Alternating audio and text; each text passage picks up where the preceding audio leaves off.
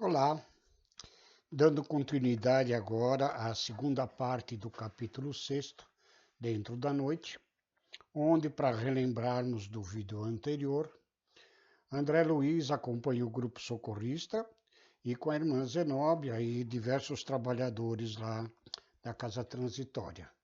Atravessam zona pantanosa, meio que infernal e purgatorial, e quando atingem uma região menos nevoenta, uma espécie de oásis ali naquela região mais tenebrosa, a irmã Zenóbia explica, começa a esclarecer que chegaram ao ponto onde ela tinha pedido auxílio a este grupo para que a ajudassem a socorrer entidade que se encontra em situação bastante difícil ali nesses lugares trevosos e que é da responsabilidade dela e autorizada pelos planos superiores maiores a ela interceder por este ser e tentar ajudá-lo nas suas necessidades, né? Então agora essa segunda parte do capítulo vai trazer exatamente as explicações da irmã Zenóbia a quem ela se refere, na qual ela pediu ajuda para resgatar esse espírito. Então, André Luiz traz o relato, né, dizendo assim, ela, a irmã Zenóbia, infelizmente, o pobrezinho mantém-se em padrão vibratório dos mais inferiores, este ser que ela quer socorrer. Creio precisas estas explicações preliminares, facilitando-lhes a obsequiosa colaboração desta noite. Muitas vezes a surpresa dolorosa compele-nos à solução de continuidade no serviço a fazer. Daí a minha preocupação justa em prestar-lhes os informes devidos. Trata-se esta pessoa do padre Domênico, entidade a quem muito devo. Foi ele clérigo menos feliz, incapaz de manter-se fiel ao Senhor até o fim de seus dias. Iniciou-se nas lutas humanas, tocado de sublimes esperanças na primeira mocidade. Entretanto, porque os desígnios do Pai eram diversos dos caprichos que alimentava no coração de homem apaixonado e voluntarioso, em breve ele caía em despenhadeiros que lhe valem hoje os amargos padecimentos depois do túmulo. Aproveitou-se das casas consagradas à fé viva para concretizar propósitos menos dignos, compurcando a paz de corações sensíveis e amorosos. Recebeu todas as advertências e avisos salutares tendentes a modificar-lhe a conduta criminosa e desvairada. Todavia, internou-se fundamentadamente no lamaçal escuro dos erros voluntários, desprezando toda espécie de assistência salvadora. Colaborei durante anos consecutivos nos serviços de orientação que lhes eram ministrados, mas, pela expressão intensa de fragilidade humana que eu ainda conservava em minha alma, abandonei-o também à própria sorte, absorvida por sentimentos de horror. Minha deliberação estabeleceu comprida pausa de tempo em nossas relações diretas. Mais de 40 anos rolaram entre nós. De tempos até esta parte, porém, seus sofrimentos acentuaram-se de maneira terrível, obrigando-me a mobilizar minhas humildes possibilidades em seu favor. Desencarnado desde muito, voltou da crosta em angustiosas circunstâncias. Ocasionou desastres morais de reparação muito difícil e ainda permanece insensível às nossas exortações de amor e paz, conservando-se em posição psíquica negativa. Precipitou-se em terrível aridez do coração, envolvendo-se em forças que o aniquilavam e entorpecem cada vez mais. Para que males maiores não lhe ocorram, fui, a meu pedido, autorizada a incluí-lo entre os tutelados externos da nossa instituição, a Casa Transitória. Consegui desse modo que alguns dos nossos cooperadores lhe atenuassem o movimento fácil, sem que pudesse ele dar conta das nossas operações fluidomagnéticas, nesse sentido.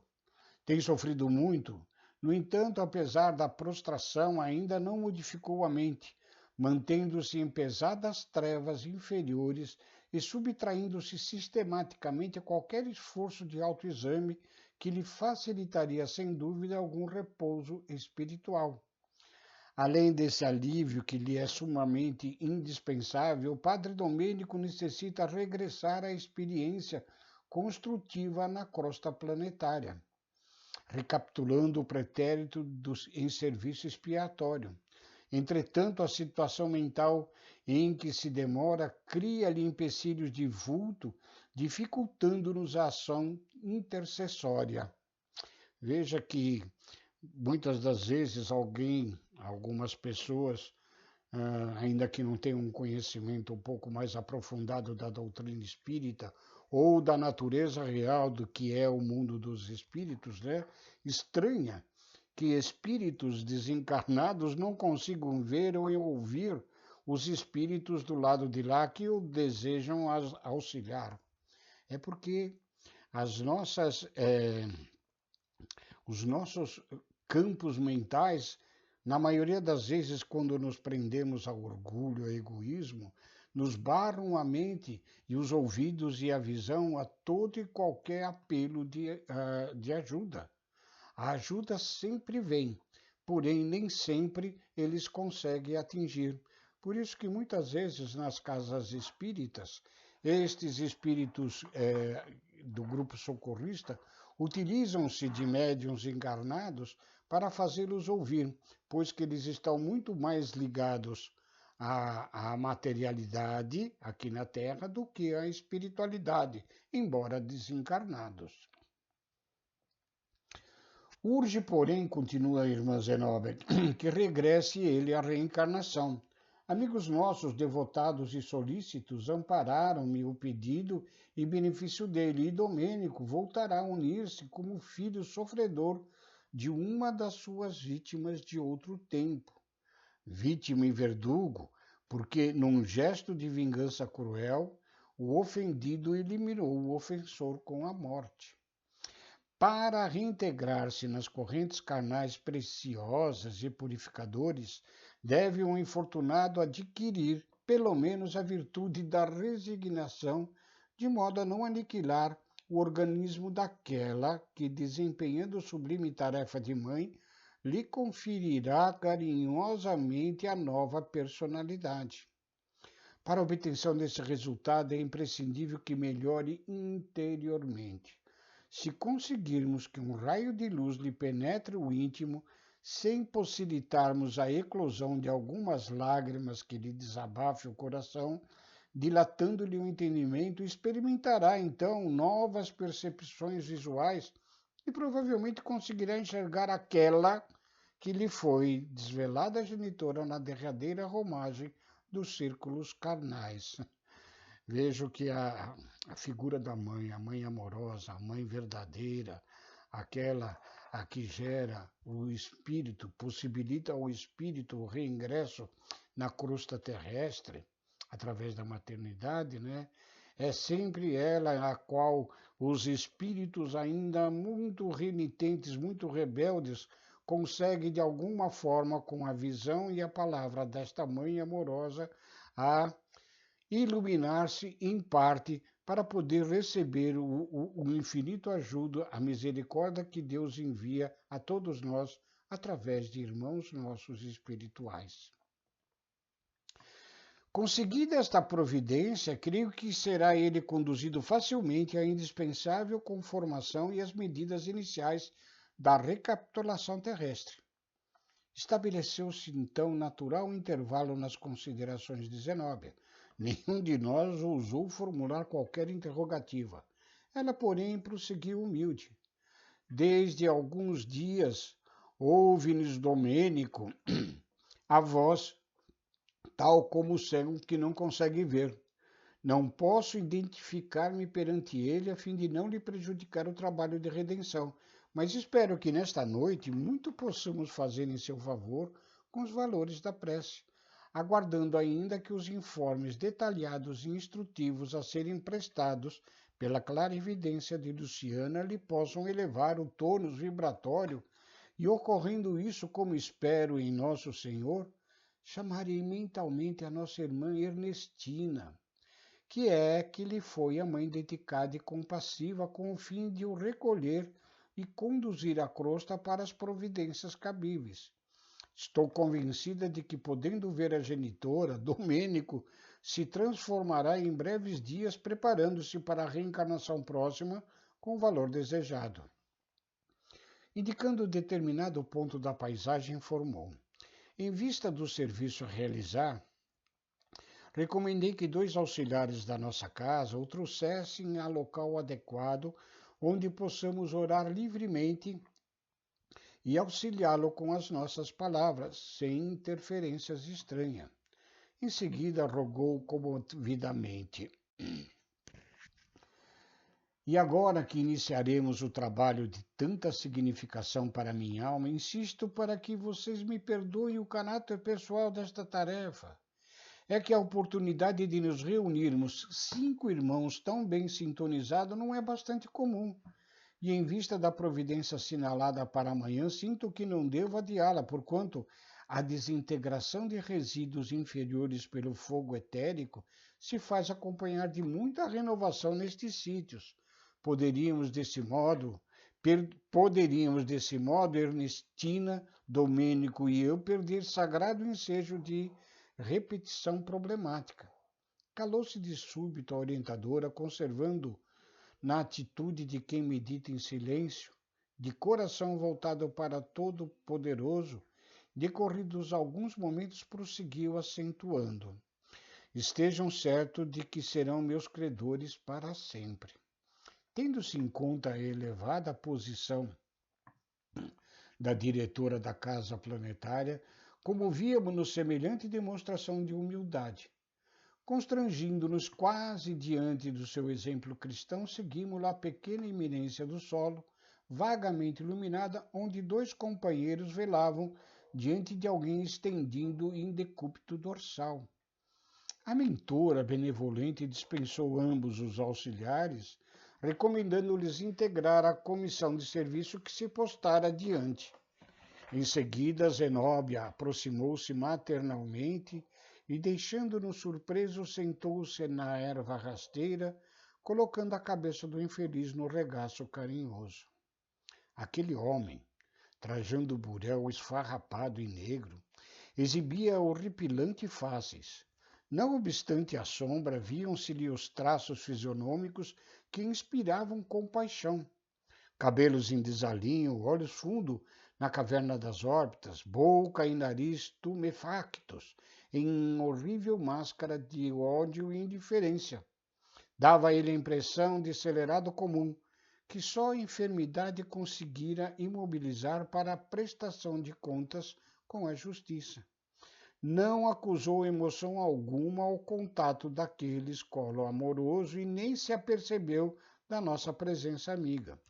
De olhar parado no espaço, num misto de desespero e zombaria, semelhava-se a uma estátua de insensibilidade vestida de farrapos hediondos. Domênico? Domênico, clamou a irmã Zenóbia com ternura fraternal. Deveriam interpelado experimentar a extrema dificuldade na audição, porque só depois de pronunciado o seu nome diversas vezes foi que, como alguém que registrasse sons de muito longe, ele exclamou irritadiço: quem me chama? Quem me chama? Ó poderes orgulhosos que desconheço, deixai-me aqui no inferno. Não atenderei a ninguém. Não desejo o céu reservado a prediletos. Pertenço aos demônios do abismo. Não me perturbe. Odeio. Odiarei para sempre. Quem te chama? Considerou a diretora delicada e afetuosa. Somos nós que te desejamos o bem. O infeliz, entretanto, ao que observei, não se apercebeu da frase confortadora, porque continuou praguejando insensível. Malvados! Gozam no paraíso enquanto sofremos dores atrozes. Hão de pagar-nos.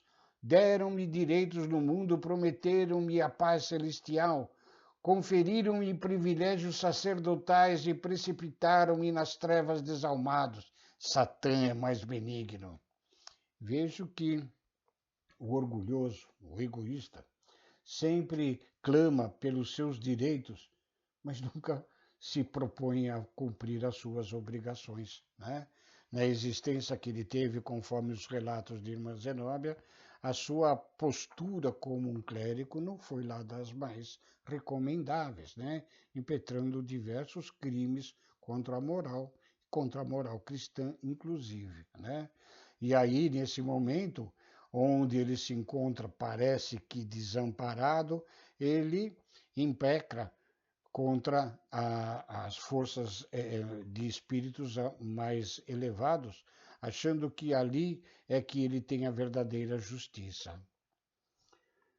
Nossa venerável irmã, no entanto, longe de irritar-se, falou pacientemente.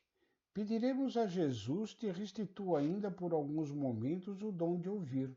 Solicitando-nos acompanhar-lhe a rogativa, invocou. Senhor, dá que possamos amparar teu infeliz tutelado.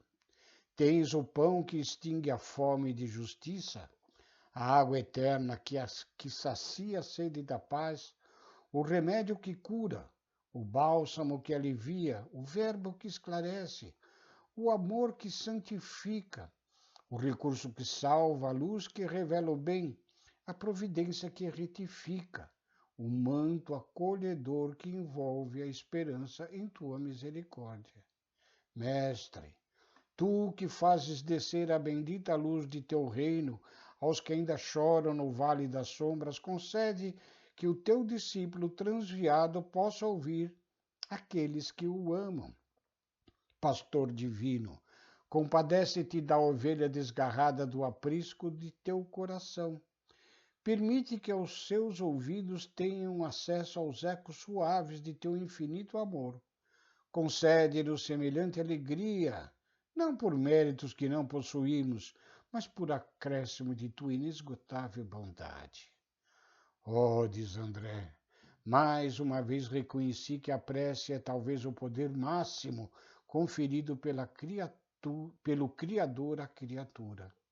Em seguida, a súplica, sensibilizado, observei que de todos nós se irradiavam forças brilhantes que alcançavam o tórax da irmã Zenóbia, como a reforçar-lhe as energias, e de suas mãos carinhosas e beneméritas, então iluminadas de claridade doce e branda, emanavam raios diamantinos.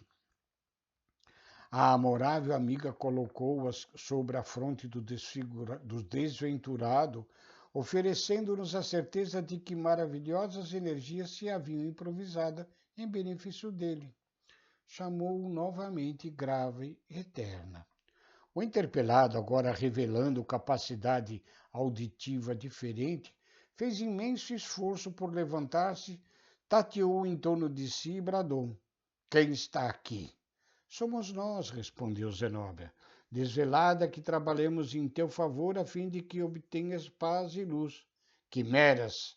Gritou o infortunado, acusando alguma transformação íntima. Fui traído pelo meu mistério sacerdotal. Negaram-me os direitos prometidos. Fui espezinhado e ferido. Que desejais de mim? Lastimar-me? Não necessito da compaixão alheia. Aconselhar-me? Impossível. Estou cego e atormentado no inferno por deliberado menosprezo das forças divinas que me desampararam totalmente. Domênico falou-lhe então Hipólito a pedido da orientadora, que lhe fez silencioso gesto de solicitação. Nesse instante, Padre Domênico, dando-nos a ideia de que não desejava empregar a própria voz da Zenóbia na conversação que se iniciava, diz o padre o padre Hipólito, não te rebeles contra a determinação da justiça divina. Justiça, replica ele, vibrando de emotividade. E não tenho fome do direito, Não possuía eu prerrogativas do apostolado? Não fui sacerdote fiel à crença? Há muitos anos padeço nas trevas e ninguém se lembrou de fazer-me justiça. Vejo que sempre o orgulho, a reclamação do direito, mas nunca a reflexão sobre as obrigações. Acalma-te, disse o nosso Padre Hipólito com voz firme. A consciência é juiz de cada um de nós. Possivelmente envergastes a batina fiel à crença, mas desleal ao seu dever. Temos conosco alguém com bastante poder de penetração nos escaninhos da tua vida mental. Espera, vamos orar em silêncio para que a bênção do Senhor se faça sentir em teu coração e em seguida passaremos a auxiliar-te para que releias com a serenidade precisa o livro das tuas próprias ações, compreendendo a longa permanência nos desempenhadeiros fatais. O infeliz emudeceu por momentos e, tomado de forte desejo de auxílio, endereçamos fervorosa súplica à esfera superior, rogando lenitivo para o sofredor e bastante luz para nossa irmã, a enfermeira Luciana, a fim de que ela pudesse ver aquela consciência culpada com a eficiência precisa. E aqui termina esse capítulo, pois que o próximo se chama leitura mental. É quando a enfermeira Luciana conseguirá, de alguma forma, com o auxílio do plano superior, plano espiritual superior, ver-lhe a mente e poder esclarecer diversos pontos ao próprio Padre Domênico, que se encontra muito, achando-se muito injustiçado, buscando tão somente seus direitos, esquecendo-se das suas responsabilidades. Agradecemos nos acompanharem nesses estudos da obra de André Luiz, obra essa de despertamento espiritual para todos nós. Fiquem com Deus e muito obrigado.